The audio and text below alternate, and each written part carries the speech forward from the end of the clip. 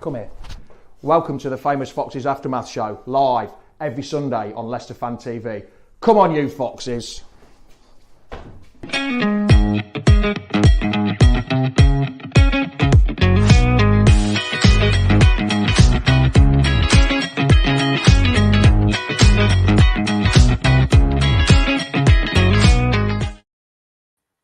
Good morning, Foxes fans. How the devil are you? How are you today? How's your weekend been so far? Are you happy with the appointment?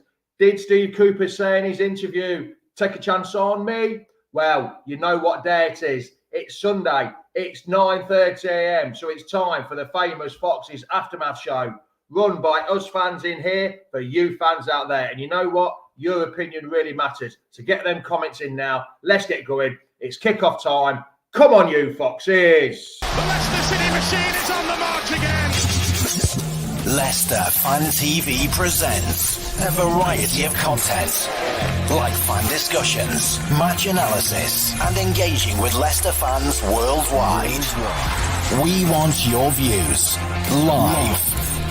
Thanks to our sponsors, Everard's, Follow Blinds, Pocker Pies, Pink Car Leasing, Distillers Direct, Hologram, Take Me, Nubian Co, and the Foxes Arms and Rainbows.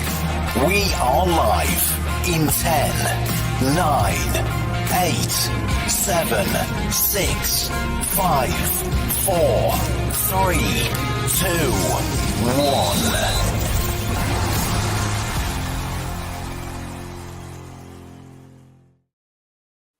Morning all. Well, Steve Cooper's the man. Cooper man by name, Cooper man by nature. Let's hope he comes flying in and sorts us out. Just one thing I'm going to start with. There's been a lot of Twitter meltdown. The whole social media universe went absolutely bonkers for the wrong reason.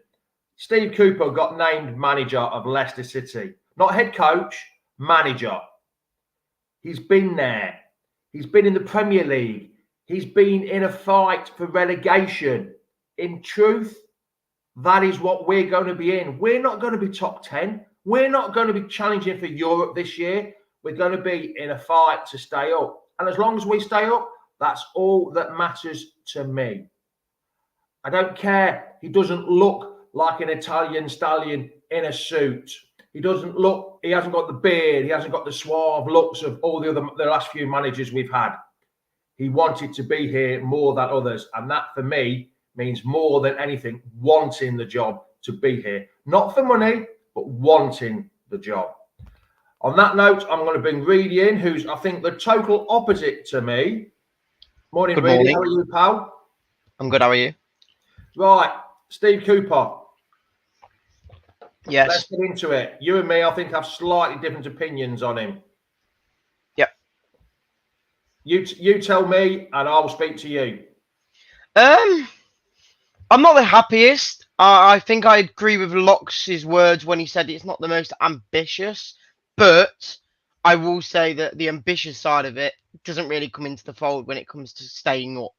So, Steve Cooper, if he does the job and keeps us up, I'll say fair play to him. But with his style of play, which again I'm not too convinced on what it kind of is. There's no set style, which again Phil said as well that it's better than having one plan with Enzo, and if it didn't work, you stay with the same style. But I just hope that what he has knowledge-wise and like footballing-wise, hopefully he can beat a lot of teams in this league coming up. Because don't get me wrong, I think the team we've got isn't going to be the best for the league unless we do make some signings. And I just hope that he has what it takes, because at the moment I don't think he does, in my eyes. Just because of it. Yeah, he might have kept Forest up, but You've just hit the nail on the head then, Reedy. He hasn't got a set style of play, which is right. If he hasn't got a set style of play, he can change it all the time. If plan A isn't working, you go with plan B, which is fine. Our last manager stuck to it no matter what, and we saw a 17-point lead over third place nearly dwindle away. Yeah, I'm not gonna deny that. I would prefer a set style. I would prefer a manager who has many styles of play when it comes to plan A, plan B, and whatnot. But out of all the managers that would have done it, I just don't know how well his styles will work. Because, like I say, if Graham Potter would have came in, I think you'd have more knowledge on that sort of side of it. But obviously, we know he didn't want it. So, See, Graham Potter didn't want it because of money. Mm-hmm. Money talks. It's like money. Money talks big time. And he was still getting paid compo. And he wanted that extra money. If he got that job, he'd lose the job. He would lose that compo from Chelsea and Leicester. That's what he wanted. He didn't want it. I am glad we've got a manager. The Notts Forest thingy has got absolutely nothing to do with me. I don't care. He could manage Notts Forest, Derby, Coventry, whoever it was. As long as he keeps us up, that is all I'm bothered about. And like Jono says, where's that comment there? Where is it? Here. I am very. There you go. I was very underwhelmed with the Cooper appointment. You know, the last time I was underwhelmed with an appointment, Claudio Ranieri, and look what happened there. Just think about that. Everyone thought, well, why have we got him managing it? Why is he coming to managers?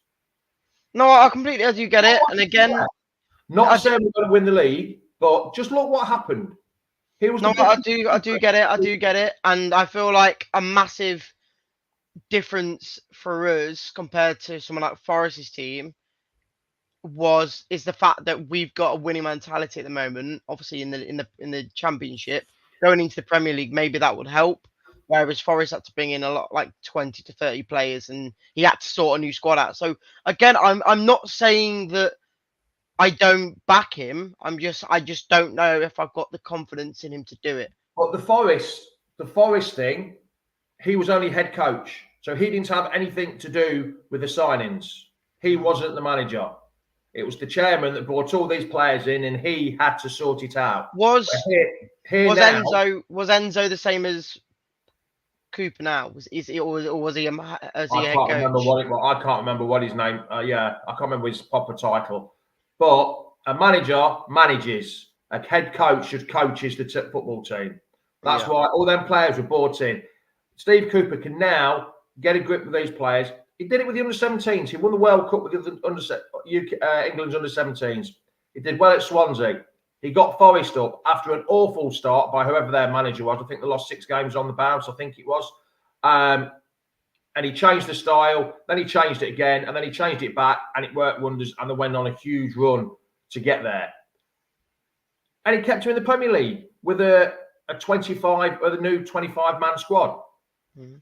He's got a squad he can work with, the players, just a few little incomings and stuff like that. We've got to be positive. We've got to be behind him. Not this meltdown that everyone has because he doesn't look like a manager. So what? He doesn't look like a manager. He could look like Chunk from the Goonies for all I care. As long as you can do the bloody job, I don't care. He looks like someone from the Goonies. I know that. That's again, we should management skills, not what he looks like. As long as he can do the job. No, yeah, okay. Like Keegan says, in fairness, the poor bloke he took them from 24th to the Prem, and the next season all the loanees went back. He had over 30 players. He had no say, and he still kept them up. So what if his win rate's 22%? I do feel like as well that I don't, as much as this is me not trying to back Cooper, I would say that the City ground in general from that year really did help them because they only got 2 away wins that season and the rest of them were home wins. So if the King Power, and I'm not saying the King Power is bad, and I'm saying that the City ground's good, I'm just saying if the King Power can be anywhere near electric, we would be able to stay up. Being here in Alcudia, I see a lot of fans. And I spoke to a few Forest fans came in last night. And how he interacts with the fans is absolutely fantastic. He gets the crowd behind him. He gets the Forest ground. When they stuffed us 4-1, think of the atmosphere there in the FA Cup. They were a Championship side beating a Premier League side that literally just won the FA Cup previously. Was it the year before we won it? Yes. Yeah, they knocked us out in the same round, I think. Yeah. So then they knocked the FA Cup winners out. The atmosphere was unbelievable when they beat us the last time we were in the Prem, and they beat us at their place. The atmosphere was unbelievable. He gets the crowd behind him, which is what we need. Let's hope so. Instead of being at a bloody library or a morgue at the King Power, which it is, and you've got to agree, Reedy, it's not the most atmospheric stadium, is it? At times, the atmosphere is a bit dire. If we get a manager that can do that, fantastic. That's half the battle won. Getting the fans back on side. Yeah, again, I've just seen Grace come in there and say, why should he have to win the fans over? Like, in a way, you've got to, because you've come into a job that, like, as much as you shouldn't have to prove yourself, there is elements where in this season you have to prove that you are the man for the job, and you've got to start winning games. Because I saw in his interview the other day that he was saying that I think whoever asked him was like, for every club you've been at, you were always instantly getting results, which again is good to hear. But in positions where you are already in a relegation battle from the start because of the point deduction, you've got to start winning games from the get-go. And other than Spurs being the first home game, which again could be a good result, the first 10 games are winnable games in a way. So, see, what got me, there was a certain section of our fan base that were ripping him to shreds even before the ink dried on the contract. They were ripping into him. You've got to give the bloke a chance. More than likely, in 10 games' time, I might change my view on him if he's not doing the job, which is everyone's opinion. But for them first 10 games, the Spurs, the Fulham, Villa and Palace, the first 4 games, we've got to get behind them. The 2 at home and the 2 away. Again, like I say, Spurs and Villa at home, Fulham and Palace away. We've got to get behind them. All the fans have got to get behind them. One of my only Forest mates said that he was glad that he got sacked when he did, but majority everyone else that I've seen on socials and whatnot have said that he was a very good manager in the seasons they had him. But then they did say about how it was more because of how he brought them up from the Championship to Premier League more than staying up in the Premier League, because again it was a better scenario. Like we were always near top of the league. They were literally bottom of the league near enough, and somehow got playoffs and then somehow won it. That's the difference between what he did there to what Enzo did with us. He obviously had the best squad to deal with in the Championship. So again, I'm not gonna not back him. I just hope that we made the right choice, because no one else did want it. Like Scott says, I think it's fair to say fans are nervous more than anything. I think this could be a really good appointment for us. Hopefully Steve Cooper can get players in that fits the change of formations. I think he has actually got the people that you could play a change formation. You could play 3 at the back. You can play with wing backs. You can play with wingers. The only thing is he doesn't normally play with wingers, does he? In any of his, which could be a little bit from Abadivi and Fatwa.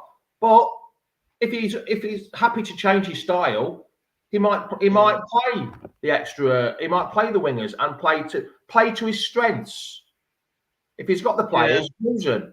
I'm just going to bring Nick in for a few minutes. Morning, Nick. How are you, pal? Hello, buddy. You're all right. I'm good. Well, you know, this topic of conversation we've been having the last 15 minutes. It's all about Steve Cooper. Come on then, pal. What do you think? He's the only one who wanted the job, to be fair to him. What would you rather have? Somebody that, let's be fair, doesn't want to be here at all, because they're not going to put their effort into the job, are they? You know, Potter, yes, I get it. It's a kick in the teeth and this lot. But again, why have the club not learned from the previous times we've tried to get it? Was this the 3rd time we tried to get him? They're not learning. We knew about the financial restrictions, so Corberan was never going to happen, costing us $4 million to get him out of the contract. I think under the circumstances, it's probably the best we could do under the restrictions we've got. But what do you think about the negativity by the fan zone, Nick? That Like I said earlier, it's been unbelievable, the negativity before even the ink dried on his contract. Yeah, well, let's be fair. I reckon a lot of it boils down to because he managed Forest. But what all these people are forgetting, Wes Morgan was captain of Nottingham Forest. What did he do with Leicester City? Won the Premier League. Martin O'Neill is a legend at Nottingham Forest. Look what he did with us. Just because he managed Forest doesn't necessarily mean he might not be, good enough for us. And also, people are basing the stats because, we got, this win percentage, that percentage. Has everybody forgot the fact that the owner of Forest brought in like 20 to 30 players as soon as they got up, and probably most of them weren't even Cooper's choices anyway. I mean, they brought in Lingard, for God's sake, on nearly 200 grand a week. I know, that went down, wasn't it? Exactly. Who's this? Jono's just come in. Let's bring Jono in. Morning, Jono. How are you, pal? I'm good. What's your views from up in sunny Geordie land about Steve Cooper?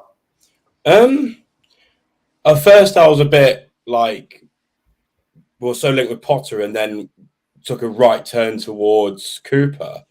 But after his interview, and after thinking a bit deeper, I'm actually quite optimistic about it. I think it could be a really good appointment because he knows what it's like to be in a situation where he knows our club is in in a horrible situation. He knows we now can't make transfers. He knows we're going to get a points deduction, so he can build on that. So unlike Maresca, he didn't know what the financial situation we're in, but he does. So he can just go, right, this is the squad we've got. I'll build on this current squad and we'll go from there. So, and he seems really, really up for it. Like, he's not like, I'll just take a job from the money. He seems like he really wants to do it. So I feel good. Like Mr. Six Hitter Craig Andrews says, I think Cooper can be more flexible than our last three managers and will definitely not be afraid to try a plan B. Yes, I think that's the problem we've had. He'll be more flexible, really, than what our last few managers have had, or were. Sorry, I mean. Yeah, again, I've already said that. Like, the fact is, with the last couple of years with Enzo, with Rodgers, with Puel as well, there was always a set style, and now obviously with a new manager that hasn't got that set style, which could be an issue, but then could be a very good positive as well. That the fact is, against every sort of opponent, there'll be a different tactic in a way, and the opponents won't know exactly what we're going to go for. Whereas in the Championship, if it was Rotherham or if it was West Brom, they knew what sort of style we were going to play. So it is what it is. Hopefully, the style of plays he's got is good enough to combat a lot of the teams in the Premier League. He obviously has done it before.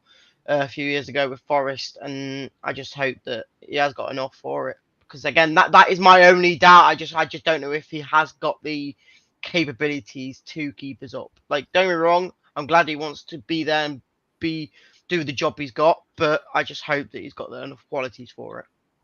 Jono, when it first came out that Cooper was going to be our manager, they said that Chris Wall. Oh, we're going to play 4-4-2. I bloody hope so. That'd be fantastic. That would be. He said when they signed him, he said, and also there's a few transfers already in the pipeline. One of them, we seem to be linked with Joe Rodon. He had him at Swansea, Jono, and he went to Spurs, and I think he was at Leeds last year, wasn't he? And he looked quite good in the Championship. Is he that kind of player, Jono? Do you think do we need another centre half? Well, I would have thought that since Rascal's gone, Suter could have come back into the fold because he didn't feature last season. So maybe, we've got Fast, Vestergaard, Suter, Cody. Does that mean if we get him, if we're going to get rid of one of the others? I don't think that is an important role. I think a striker is one of our most important signings if we do get one. Well, we've still got the Zambian goats, haven't we? So we'd be all right. Yeah, but you've got... Yeah, the Zambian goats, I said. Yeah, but, Jamie Vardy's, this is his last season. Will be his last season. When he goes, Tom Cannon hopefully will be better, but we can't rely on Daka in the Premier League. He barely did anything in the Championship. Come on. Don't slander on him, mate. Don't slander on him. I'm not... He's half a reason why we got top of the league. Oh, shut up! Just Them games where Vardy was injured and he was consistent scoring or assisting in about 6 or 7 games in a row. Vardy did more in 5 minutes than Daka did the whole season.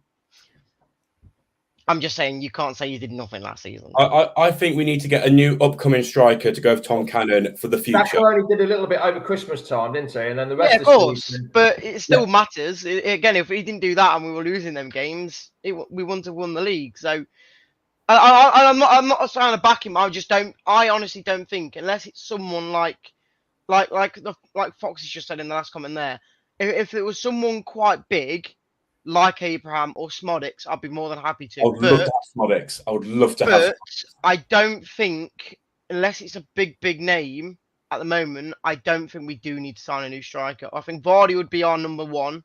I think probably Dak will be number 2, and then Can will be there as a plan B style, like Ujoa was when we had him as like a big man up front. So, like Rob McFarlane says, every player will start with a clean slate now.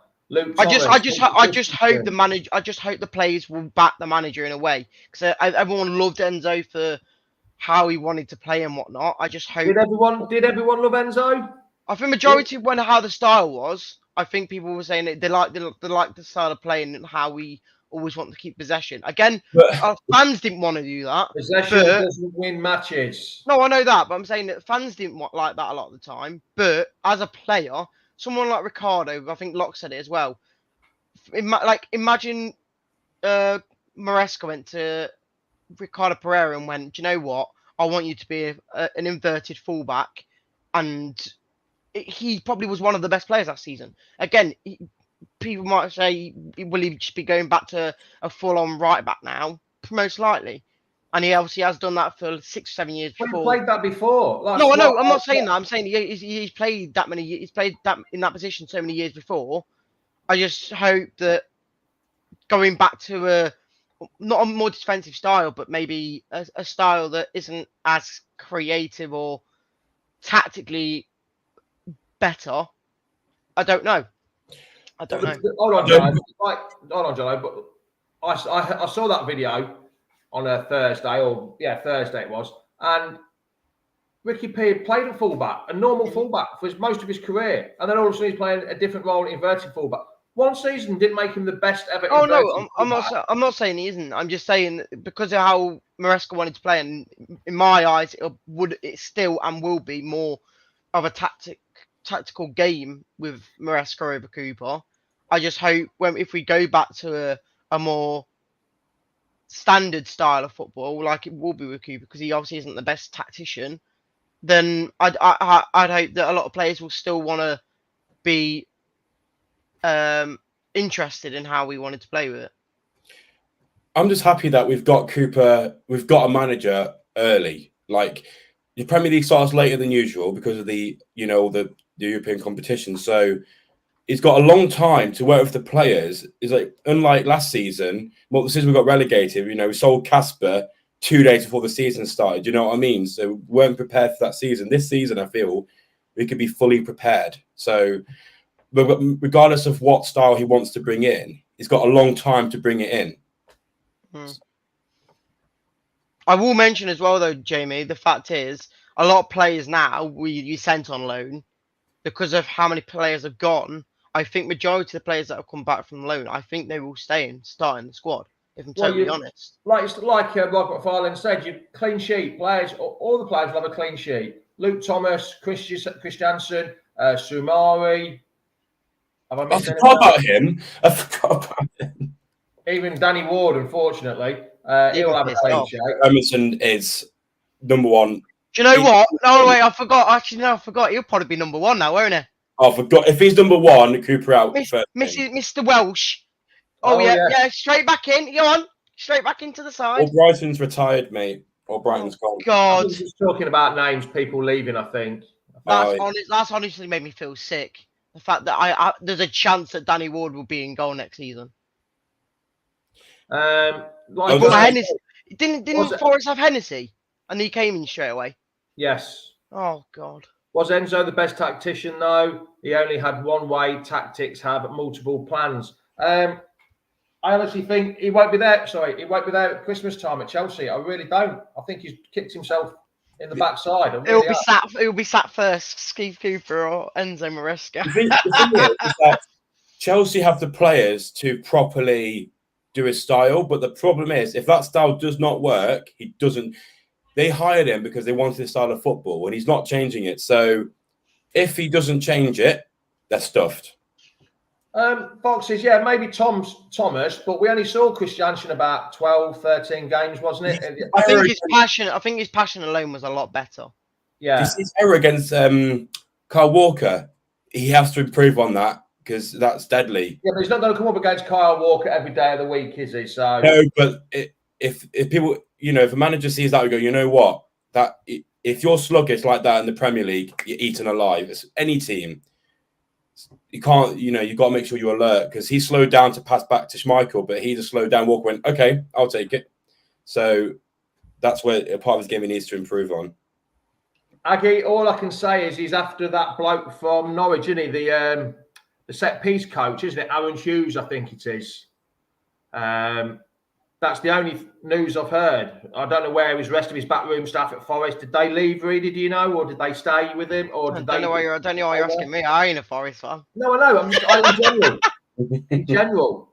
No, I honestly don't know. That was the only name I've seen. But again, like Johnny says, he's got time right now to get that backroom staff sorted. I am glad that we are looking at someone like a set piece coach because we want to make sure that that side of things is covered because that season when we went down, we were conceding corners and free kicks like it was nothing. So we want to make sure that is the number one thing we've got on point. But I honestly, like Johnny says, I can't get my head around Ward starting next season. No, you can't. I can't get it out of my head. Hermanson did well against Chelsea in the FA Cup. You can't play Danny Ward. I hope not. Alan Tate, yes, he was with him at Swansea, wasn't he? Is he assistant manager there? I've heard that name before. I'm sure I have.